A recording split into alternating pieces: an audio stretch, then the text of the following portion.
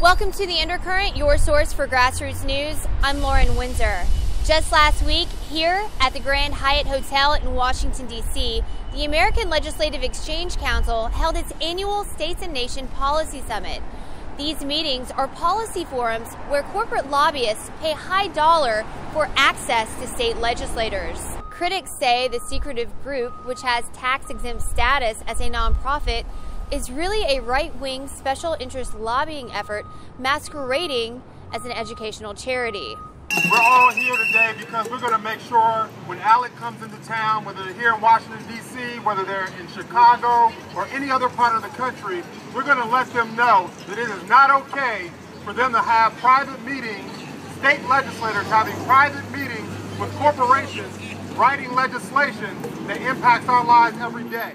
ALEC asserts that it is nonpartisan despite mounting evidence to the contrary. In my own special undercover investigation, I spoke with a state legislator from Montana whose opinion doesn't quite mesh with the official story. You know, I just kind of wish that maybe some of the speakers were kind of more of the uniting. You know, we need to unite together to make things right and focus on the real issues instead of party politics. And I've seen that like with Ted Cruz today. Yeah. We had Ted Cruz talk to us today. Right. Big conference. In fact, I think it was in here. I can't remember. Anyhow, his was kind of party politics, you know, kind of conquer and divide kind of attitude. And, you know, I'm more about a win-win for everybody. You know what I mean? And so like the sessions and the speakers were more like focused on Republican Party politics?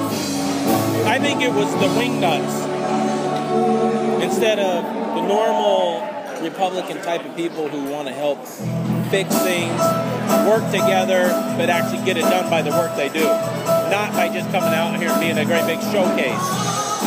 But are you a Republican? Yeah. So, I find that interesting that, like, as a Republican, you don't, like, want to hear, like you want to reach across the aisle and work with Democrats. I don't agree with a lot of their stuff, but there are some things that we do need to work together with, you know, and make it a win-win. But when you come into conferences like this, just to start slandering the other side, that's not working towards progress in a good way. It's about trying to conquer and divide. I just think he missed some good opportunities when they asked, well, what do you see the Democrats doing in the future? And what can we do in the future? And he was like, what you can do is start pressuring all the Democrats. First of all, why are we even giving them credit at a conference like this if that's what your main issue is? Yeah. You start focusing on, well, we're all from different states. We all have different issues. What's working in your state that we can help this state way over here? But yet he wanted to conquer and divide. You need to go out and pressure all your Democrat friends and make them feel the heat so that they can start backing away from Obama. This Republican lawmaker, who quite enjoyed being wined and dined at the conference, did not have a motive for lying about ALEC. Here is part of Senator Ted Cruz's speech.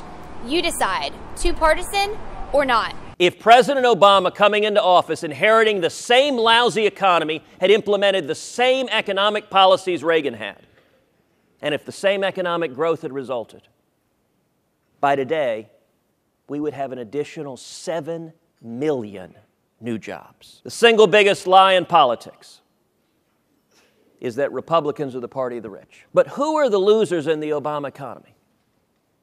They're young people, they're Hispanics, they're African Americans, they're single moms, and the single biggest job killer in this country is Obamacare. You know, Ronald Reagan famously said, if you can't make them see the light, make them feel the heat. I think the Obama administration has decided it's going to focus almost all of its energy on executive power, executive orders, and regulation. They've largely written off Congress. They've largely written off the legislative process, the constitutional process.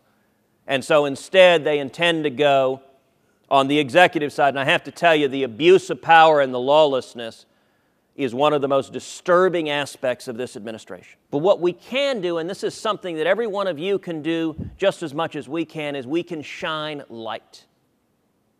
We can shine light on the abuse of power, on the lawlessness, on the failures of Obamacare and how it's hurting the American people.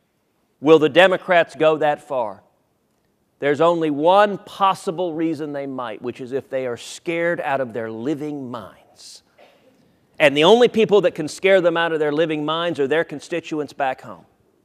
We are right, and we need to speak the truth and empower the American people, and the men and women in this room are doing that each and every day. And I will tell you this, my advice to ALEC is very, very simple.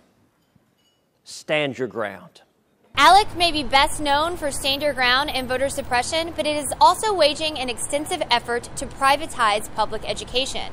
I spoke with head of the teachers union, Randi Weingarten, about the impact of ALEC model legislation on public schools in America. The model legislation, namely with Trayvon Martin and the voter suppression, but also for privatizing education. So what impact has their model legislation on privatizing education had on teachers in this country?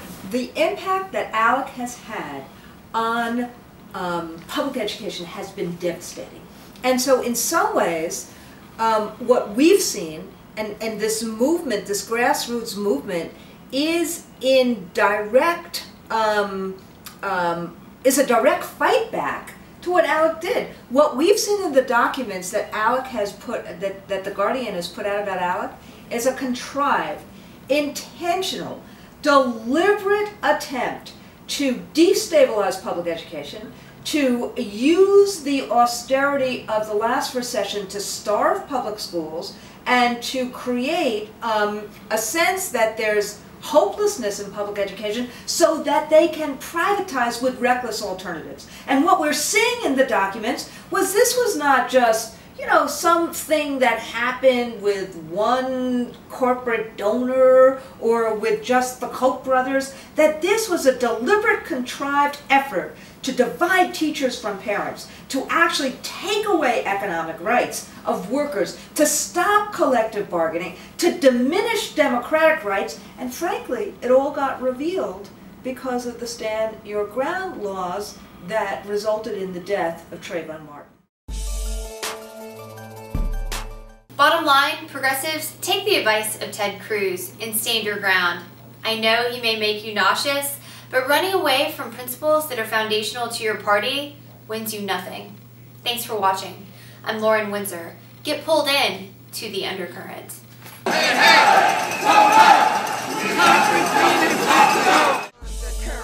under the surface makes the mainstream get so nervous. It's time for purpose, for news to serve us, not with propaganda they use to hurt